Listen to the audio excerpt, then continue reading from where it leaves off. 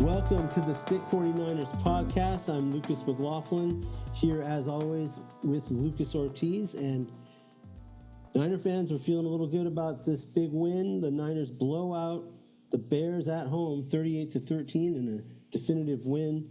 We just hope it's not a day late and a dollar short. But Brock Purdy has a huge day.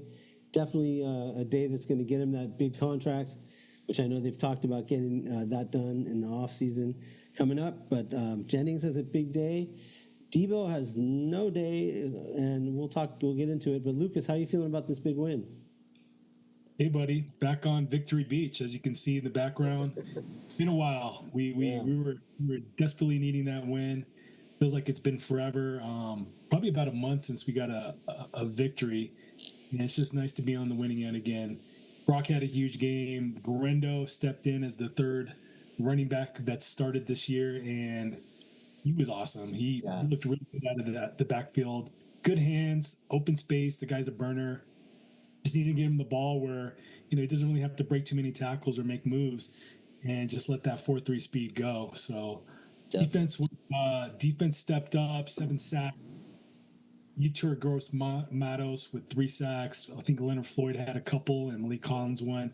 Just an all-around great performance by the defense and offense, especially on the line. I really got to give the big hogs on both sides their due, because they set the tone early, and it was a completely lopsided first half. Such a great thing when you see Warner barely did anything, but we still dominated on defense. Bosa was not there, but we still got 7 sacks. Things were looking really good. The Bears, I thought, were a little better than the way they played, but maybe we just had that day where everything came together, and people on the Niners just finally had their breakout games. And, it's interesting because Jennings has been so good, and he's now basically our number one receiver. But that's, I think, the only one area on offense that I worry about, because Kittle, he had 6 targets and made 150 yards and did the most with every single time. We should have thrown it to him more, the kind of day he was having, finding holes in there and getting the yak.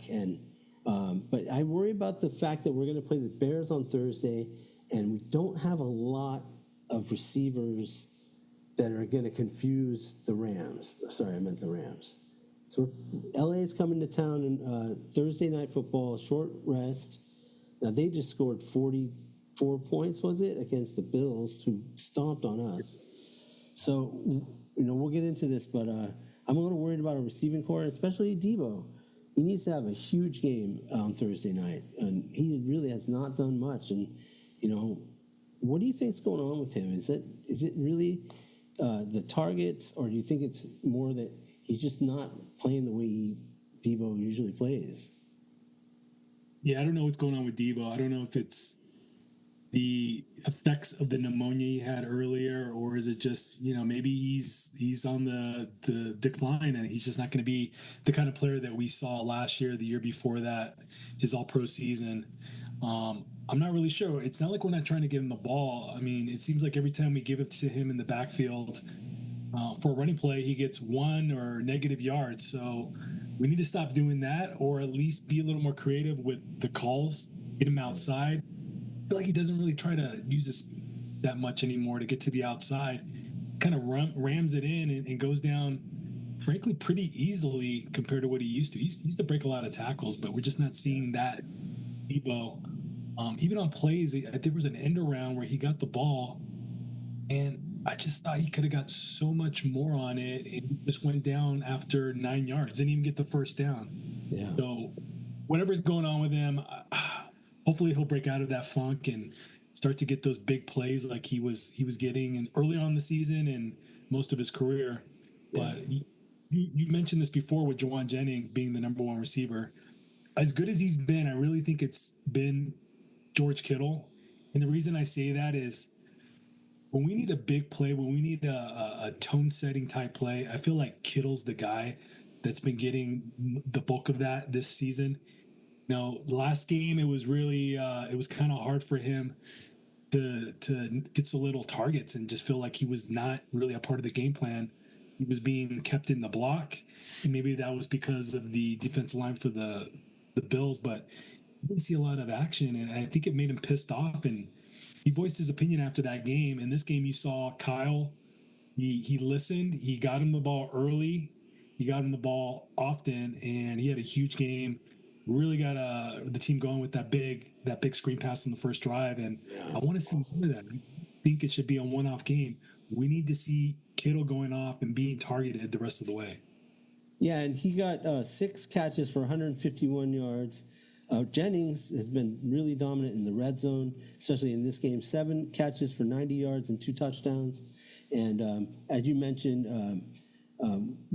Garendo, hopefully he's not too hurt because he got hurt towards the end there, and we need him. Who's our Taylor's the other running back? He's like our 5th string running back, and we got Patrick Taylor, who looked really good, scored a touchdown good. Yeah, in the fourth quarter, and Vaughn came in at the end. A couple carries, didn't really get to see too much out of him, but we even got we talked about it last week. We got somebody off somebody else's practice squad. The Rams practice squad, right? The Rams or Jets. Maybe he was drafted by the Rams, but was season. But he might have to make his debut if Garendo's sprained foot doesn't allow him to be ready by this Thursday.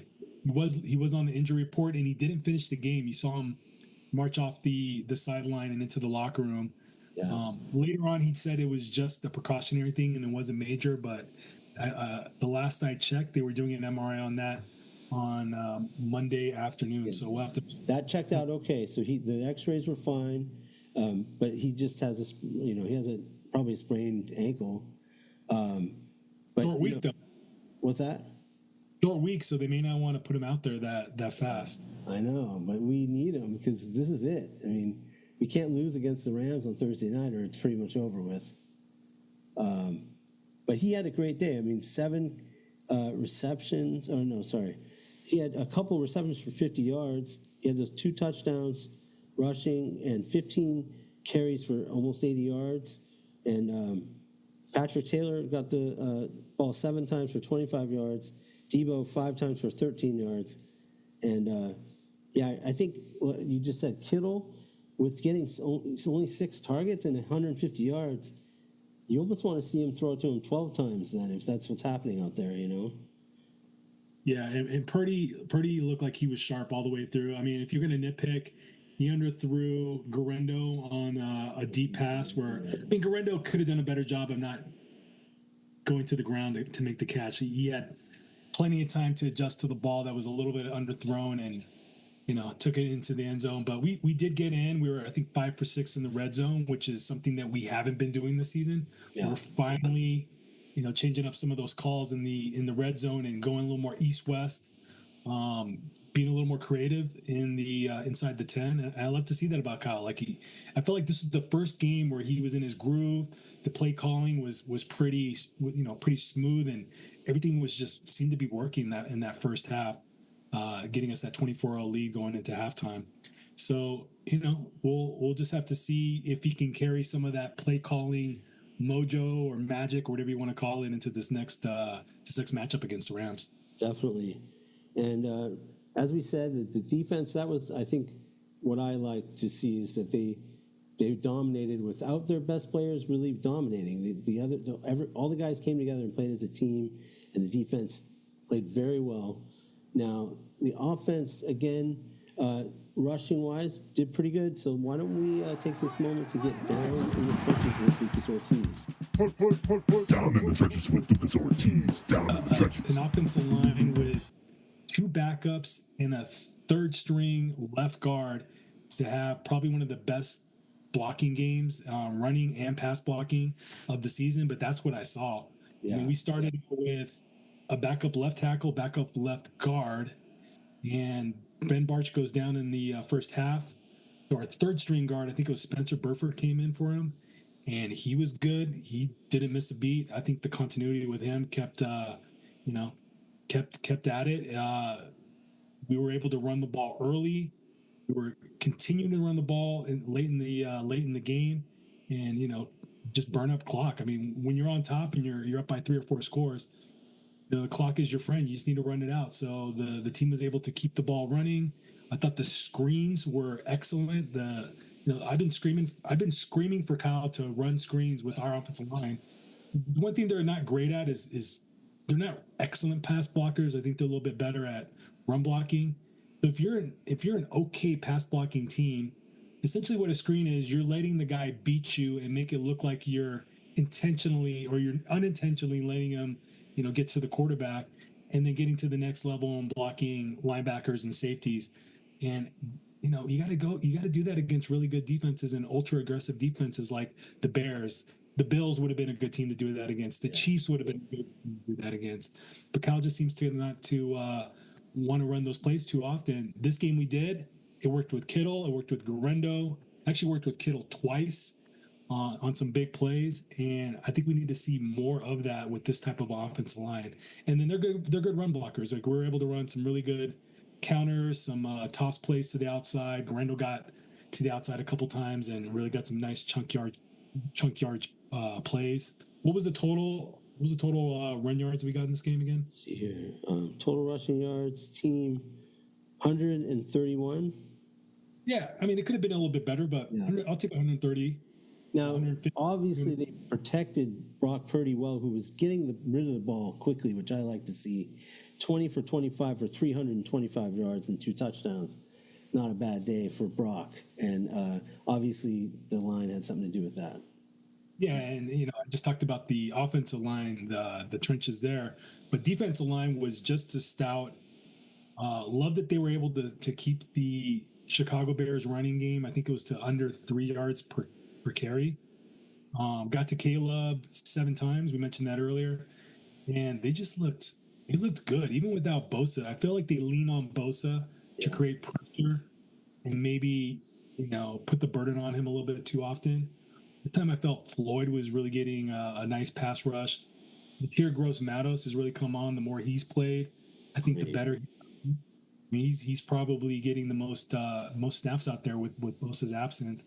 And young guys, Evan Neal. You don't hear his name a ton, but this is a guy that usually takes up 2 blockers, allows the linebackers like Winters and Campbell, and of course All-Pro Fred to go unblocked and make some of those tackles in the open field. That wasn't happening earlier. We were getting beat on double teams, and guys were getting to the second level and being able to block linebackers. So the defensive line has stepped up. They're doing a much better job of not getting beaten so easily, taking up 2 blockers, and their pass rush moves are getting better and better as the season goes along. Malik Collins had one of the best pass rush sacks I've seen this all season. Yeah, that was sick.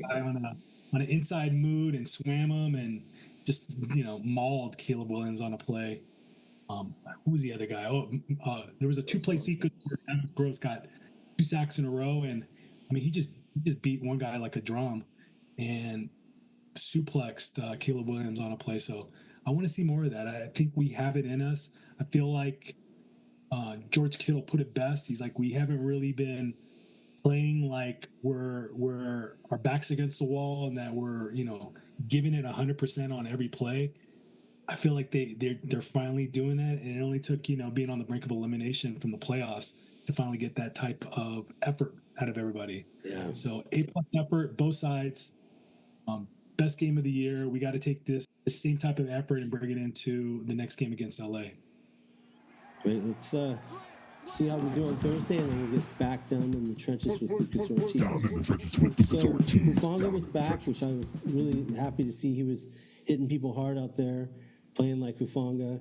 Mustafa, it's just been really good this year. I mean, even when in some of the losses, he seems like he's kind of, flying to the ball. And what do you think it means to the team to have Talanoa Hufanga back? It means everything. He's one of those guys that brings energy. He brings communication. I think he's one of the smartest guys in the defensive backfield that we have.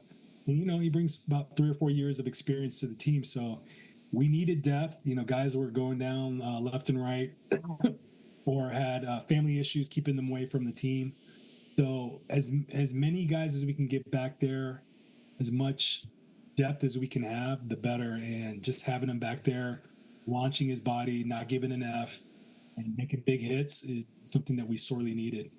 him and Mufasa are probably two of the most exciting safeties in the game, and it was really fun just watching them make tackles out there and just launch themselves.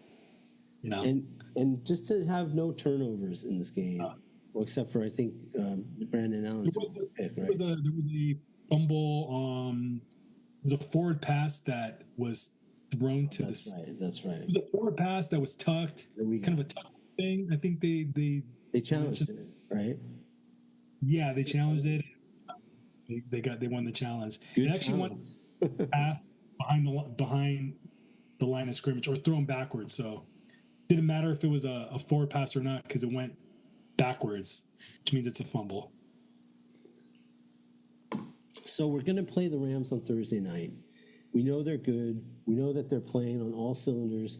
We watched them beat the Bills at 44-42. And so obviously they can be scored on. But what do you think the keys to victory Thursday night on short rest for both teams at home are for the 49ers to play the Rams and get that win, that divisional win? So the number one thing we need to do with the Rams is pressure Matt Stafford. He will make mistakes. He will throw interceptions. He will give you the ball. He's an older quarterback. He's not that mobile. Get him off his spot and make him feel your rush. He will turn the ball over. The next thing we need to do is double or triple team Puka Nacua. He had one of the best games this season by a wide receiver. Yeah. Like 35 points fantasy. If you're a fantasy guy, you know what I'm talking about. Yeah, they had no answer for him. No answer for him. Just take him out of it. And we got the guys to do it. I think Renardo Green and Lenore, with a safety or maybe even a linebacker. Although I don't really want to put Campbell or Winters on Nacua. I think if we double team him, Fred or Mustafa, I think you can easily take him out of the game or at least disrupt their passing game. And the third thing we have to do is stop the run. I mean, they don't run a ton, but Kyron was effective. They will be persistent with the run, even though they don't, get huge numbers out of him. And he's a guy that's dangerous out of the backfield. So stop the run game. Make him more of a pass catching running back. And let's just let's get to Stafford. Let's put him on his back. Let's get another 7 sacks. That's the way we beat them. And then offenses got to play the way that they did this last week. I mean, the Rams proved that they can be scored upon. Bills put 42 on them, so we can score on them. We did it in the first matchup. We scored 21 points to nothing in the first half of the first matchup, but we let them back into the game with bad special teams. And, the little momentum grew into a lot of momentum, which grew into a choke of a game at the end. So we can't do that again. If we get up on them, we have to stay on them and, keep the heel of our boots on their neck. Don't let them breathe for an inch. Yeah, I think it's super important that we keep the momentum going after this game. Hopefully Bosa will be back and take advantage of the fact that we're at home. Hopefully the crowd will actually be a factor. Get into this game because that, I think, helps so much when the Niners are playing a good team at home. That's what's going to help us get more pressure on the quarterback and hopefully get some turnovers when Stafford starts to choke, hopefully. So we'll see. They've been playing really well, and maybe they kind of think the Niners will be an easy win, and then we'll sneak up and get them from behind. So where do you see the score being, which I was way off this last week with the Bears. So what do you see the score being? I had a low score, 14-10 or something. So you remember what I said? I think I had it a little closer. I can't remember. 21. It wasn't.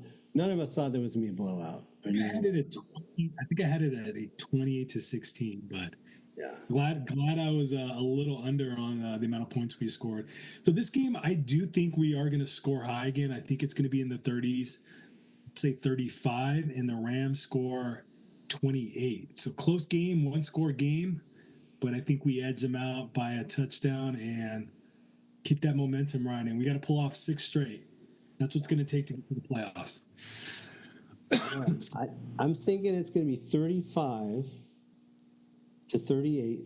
Niners win on the final drive of the game with a Moody field goal. You mean 38-35 Niners? Yeah, 38-35 Niners. And it's going to be the Niners are going to get 2 turnovers during the game, and one of them will be pick 6. All right. And Jake Moody won't have to kicking out of the landing zone penalties like he did this last game. I hope not. He's got to clean up his act, man. I was like, why is he squib kicking it? Like, the rule is you got to kick it inside the 20 into the end zone, or else it's a penalty. Got the ball at the 40-yard line twice this game. I mean, it wasn't a big special teams play, but it kind of irks me. I'd like to see Hufanga get a pick in this game. See anybody get. Yeah, and just also, we need to limit the amount of yards that Stafford throws for, I think, and then definitely stop the run like we did against the Bears. If Stafford throws 2 picks, we're winning the game. Do you think that Bosa is going to play in this game? It's still up. I would say it's about 50-50. I think it's about 50-50 Trent plays. Greenlaw, I think it's about 75, so a little more optimistic that he's going to play this game. And hopefully he's ready, because, it's tough to jump into a game like this. Yeah. We need him, though. People are hurting after a short rest, so it would be nice. Yeah, exactly. I mean, I think Greenlaw playing would just give us such a boost, energy-wise.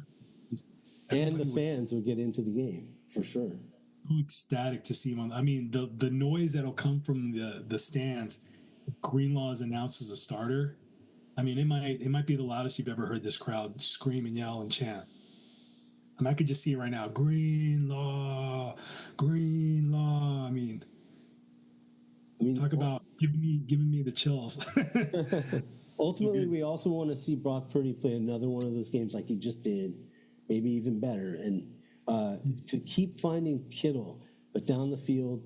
And Kittle's going to make plays, even if they're double covering him. He's going to make plays, and when he catches the ball, and he's really hard to take down. So, and he's on a mission right now to show what he can do. So, we all know what he can do, but he wants to do something with this season still, and keep hope alive. And who knows, man? It's not impossible. What is the outside shot? Do we need other people to win or lose, or can we win out to make the playoffs, Lucas? I think it's a little early to start, looking at different scenarios. Who needs to win? We just need to focus on ourselves. We need to win every single game. The Rams for sure. Yeah. It starts this week with the Rams, and then it's the Dolphins, and then we got the Lions coming up. Not as much of a deep win, but we have to win against the Rams, and we have to win the Cardinals at the end of the year if we're going to have any type of chance. But I just wanted to say one thing with Brock. I heard something earlier on one of the sports shows today. They actually had a pretty cool stat on Brock with his 145 passer rating. That's his 6th in his first 30 games. No other quarterback has more than that than Brock. Pretty incredible. And it's his 13th 120 plus passer rating game, which again nobody has in their first 30 games. So if you look at historically quarterbacks that have done things like that, he's trending towards being one of the highest paid quarterbacks in the league, and it's great that he's going to get what's due him. He's making less than $1 million this year, but let's keep it reasonable, Brock. Let's remember the guys to pay, and that it can't just go all to the quarterback. Yeah, in this day and age with baseball players making $700 million contracts, and it's crazy. Yeah, we gotta split the pie up a little more evenly when it comes to the salary cap. Leagues like the NFL and the NBA. But Brock's gonna get his. He deserved it. He earns it. I think the rest of the way is going to cement his status as the franchise quarterback that we haven't really had since, I guess you could say, Jimmy Garoppolo. Yeah, for sure. With a lot of time, yeah. Maybe Colin Kaepernick. Last time we had a top 10, franchise so they quarterback. figured out every time he went to the right, he did the same thing. Well, he would have been. He would have been our quarterback for a long time if he hadn't taken it. Yeah. Leave it there. Anyways, go Niners. Go Niners. Let's go. Thank you for tuning in to the Stick 49ers podcast. I'm Lucas McLaughlin here with Lucas Ortiz We'll see a pick of some kind on the right side, possibly. Catch you on the flip side. Looking, throwing in the end zone.